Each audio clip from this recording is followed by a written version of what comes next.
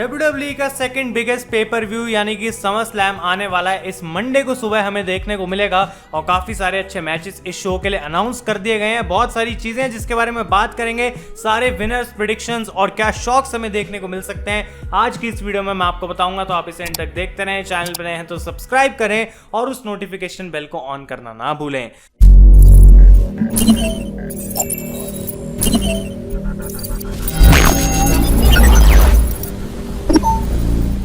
तो गाइज, मैं हूं आयुष और आप देख रहे हैं रेसल इंडिया। और इस बार ये तो कहना पड़ेगा कि समर स्लैम का पेपर व्यू काफी इंटरेस्टिंग होने वाला है, क्योंकि जबकि इसकी बिल्ड किसी भी एंगल से 100 आउट ऑफ 100 तो हमें देखने को नहीं मिली, लेकिन बहुत सारे मैचेस जरूर हैं शो के ऊपर जो कि प्रिडिक्ट करने मुश्किल हैं, जिसकी वजह से अपने आप ये पेपर व्यू इंटरेस्टिंग बन जाता है। और ऊपर से WWE जो अपना नया कॉन्सेप्ट ला रही है थंडर डोम का, उसके अंडर हमें पहला पेपर व्यू देखने को मिलेगा। तो मुझे लगता है काफी अच्छी प्रोडक्शन क्वालिटी होगी, लाइटिंग, पायरो, हमें सब कुछ देखने को मिलेगा।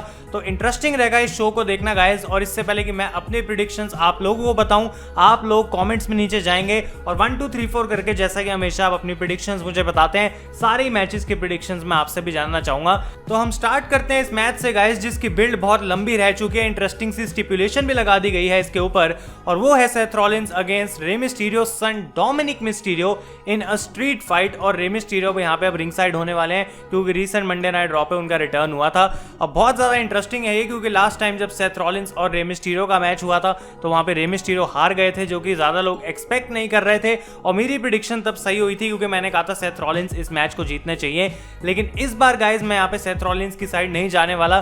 मुझे लगता है कि अब फाइनली रिवेंज का समय आ चुका है, और स्ट्रीट फाइट से बढ़िया मौका नहीं है यहाँ पे डोमिनिक के लिए रिवेंज लेने को अगेंस्ट सेथ रॉलिंस, क्योंकि उन्होंने जो बुरा हाल किया था उनका कैंडो स्टिक से मार मार के, ये बिल्कुल परफेक्ट टाइम है डोमिनिक के लिए जहां पे वो अपना रिवेंज ले सकते हैं ऑन रॉलिंस। और मेरे हिसाब से मैच काफी इंटरेस्टिंग रहेगा। रे मिस्टीरियो भी यहाँ पे जो है काफी एक बड़ा इंपैक्ट करने वाले हैं। अब अगर WWE बिल्कुल कुछ out of the box special करना चाहे तो हमें देखने को मिल सकता है कि यहाँ पे डोमिनिक ही अटैक कर दे अपने फादर रे मिस्टीरियो को। लेकिन आई डोंट थिंक अभी स्टोरी लाइन में हम उतना आगे पहुंचे हैं कि इस चीज की यहाँ पे सेंस बनती है। होने को बहुत कुछ हो सकता है गाइज, लेकिन मैं प्रेडिक्शन के अकॉर्डिंग यहाँ पे बोलूंगा कि I think Dominik is going to win this match. अगले मैच की हम बात करते हैं गाइज, तो इसके ऊपर भी एक काफी बढ़िया स्टिपुलेशन लगा दी गई है, और ये होगा मैंडी रोज और सोनिया डेविल का हेयर वर्सेस हेयर मैच। अब स्टोरी लाइन के अंदर ऑलरेडी थोड़े बहुत बाल जो है सोनिया डेविल काट चुके हैं मैंडी के, और जिस हिसाब से इनकी पर्सनल स्टोरी लाइन चल रही है इतने लंबे समय से, ये भी काइंड ऑफ एक रिवेंज की स्टोरी है। जिस तरीके से मैंडी अपना रिवेंज लेना चाहती है ऑन सोनिया डेविल,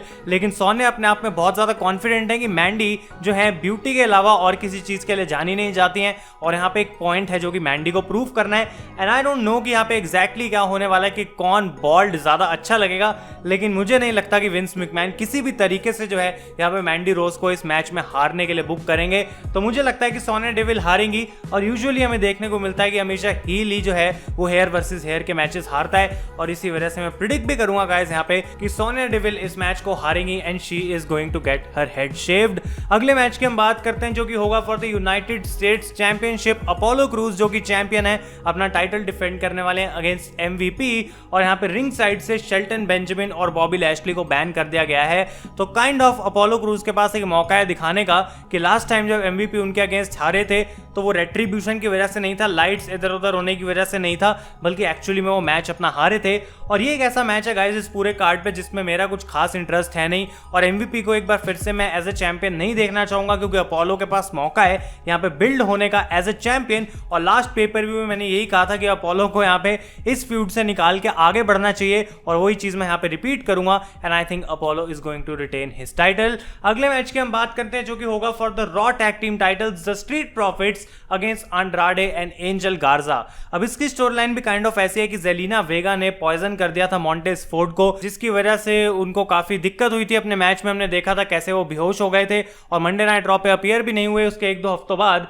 तो यहाँ पे ये चीज गाइस एक बार फिर से काइंड ऑफ रिवेंज की स्टोरी लाइन तो बनती है, लेकिन ये एक ऐसी मोमेंट है जहां पे मैं रिवेंज एक्चुअली में सच होता हुआ नहीं देखना चाहूंगा। यानी कि स्ट्रीट प्रॉफिट्स को यहाँ पे अपने टाइटल्स हारने चाहिए, और एक टाइटल चेंज हमें जरूर यहाँ पे देखने को मिलना चाहिए, क्योंकि अंड्राडे और गार्जा की टीम जिस तरीके से आगे जाके मुझे लगता है बहुत ज्यादा बढ़िया बन सकती है, उसका स्टार्ट इस बड़े समर स्लैम जैसे पेपर व्यू से करना बिल्कुल परफेक्ट है, क्योंकि हील को अगर मोमेंटम बहुत देर तक मिलता रहे तभी वो हील स्ट्रांग होता है। अगर एकदम से आके फेस को रिवेंज मिल जाए तो हील की पूरी पावर खत्म हो जाती है।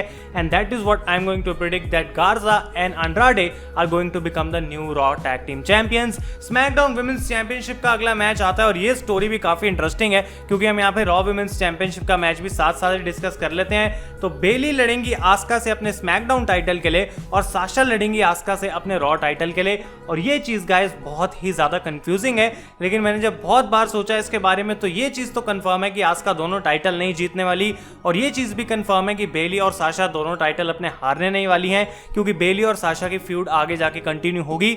तो WWE के ऊपर ये चीज है पूरे तरीके से, लेकिन मैं फाइनली देखना चाहूंगा कि इन दोनों में से एक टाइटल हारे, और वो कौन होगा वो डेफिनेटली मेरे हिसाब से साशा होने वाली है। तो ये बात कंफर्म कर दी गई है कि जो पेपर व्यू पे इन दोनों में से पहला मैच होगा वो होगा आस्का अगेंस्ट बेली, यानी कि यहाँ पे मुझे लगता है कि बेली अपना टाइटल रिटेन कर लेंगी। अब हो भी सकता है कि वो साशा की मदद से ही इस मैच को जीते, लेकिन जब रॉ वुमेन्स चैंपियनशिप की बारी आएगी तो मुझे लगता है कि यहाँ पे साशा अपना टाइटल हार सकती हैं आस्का से, और ना ही सिर्फ नॉर्मली बल्कि यहाँ पे बेली उनके अगेंस्ट हो जाएंगी और बेली जो है यहाँ पे कॉस्ट कर देंगी साशा को उनकी विक्ट्री, जबकि साशा ने उनकी मदद करी होगी to win the SmackDown women's championship, और इसकी वजह से जो है डायरेक्टली इन दोनों की फ्यूड स्टार्ट हो सकती है। मेरे हिसाब से इससे बढ़िया ऑप्शन तो फिलहाल कुछ है नहीं। एक ऑप्शन WWE कर सकती है कि दोनों अपने टाइटल जीत जाएं और उसके बाद ये फ्यूड और भी ज्यादा आगे बढ़ती चली जाए, लेकिन मुझे लगता है एक पॉइंट आ चुका है कि इन दोनों की फ्यूड अब आपस में स्टार्ट हो जानी चाहिए, और अगर आस्का यहाँ पे रॉ वुमेन्स चैंपियनशिप जीतती भी है तो वो रॉ पर किसी और के अगेंस्ट उसको डिफेंड कर सकती हैं, और दूसरी तरफ साशा और बेली हेडलाइन कर सकती हैं स्मैकडाउन को।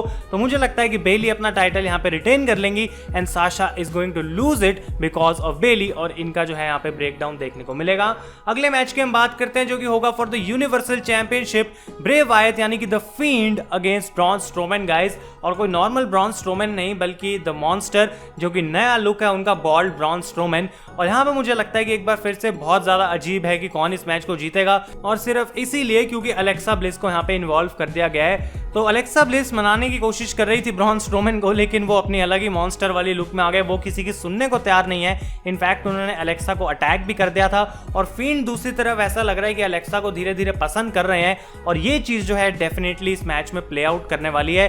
ये एक नॉर्मल मैच है, कोई स्टिपुलेशन नहीं है इसके अंदर, लेकिन ब्रे वायत के मैचेस में हमें कुछ ना कुछ वियर्ड जरूर देखने को मिल सकता है। और गाइस एक चीज यहाँ पे मुझे लगता है कंफर्म्ड है कि अलेक्सा या तो ब्रे की या फिर ब्रॉन की मदद करने वाली है इस मैच के अंदर, और मुझे लगता है कि अब समय आ चुका है फाइनली कि ब्रॉन स्ट्रोमैन अपना टाइटल ड्रॉप करें यहाँ पे और द फिंड ब्रे वायत बन जाए यूनिवर्सल चैंपियन। अब कहने को हम ये भी कह सकते हैं कि ब्रॉन का अभी अभी वो नया लुक आया तो उनको एकदम से टाइटल नहीं हारना चाहिए, लेकिन आई डोंट थिंक कि ब्रॉन स्ट्रोमैन यहाँ पे चैंपियन की तरह अगर इस रोल को निभाएं या फिर विदाउट चैंपियन निभाएं तो कोई फर्क पड़ेगा। मेरे हिसाब से यहाँ पे ऐसे चीज काम करेगी कि अगर Alexa bliss already Braun Strowman को इतना मना चुकी हैं लेकिन वो नहीं मान रहे, और अगर वो उनके अगेंस्ट हो जाएंगी तो मॉन्स्टर जो कि पहले इतने ज्यादा खुंदक में है वो और कितनी ज्यादा खुंदक में आ जाएगा, तो वो मैं देखना चाहूंगा।